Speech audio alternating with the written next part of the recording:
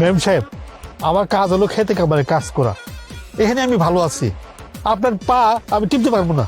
এই তোর সাহস তো কম না? তুই আমার মেম সাহেবের মুখে মুখে তর্ক করতেছস, না বলে দিছস। তোরা সব করে লিখে আমাকে মেম সাহেবের কামলা।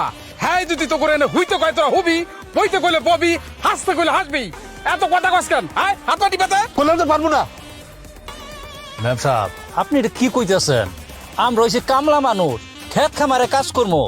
আপনার বাপে তো আমাকে রাখছে কাজ করুন লাইগা এই ক্ষেত খামারের মধ্যে।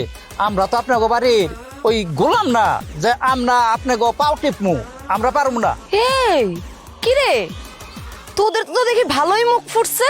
হ্যাঁ, তোদের মুখটা কেন ফুটছে আমি খুব ভালো মতোই বুঝতে পারতেছি। এই শিক্ষিত কামলা না, এই শিক্ষিত কামলা তোদের মাথাগুলো এইভাবে চিবায় চিবায় খাইতেছে।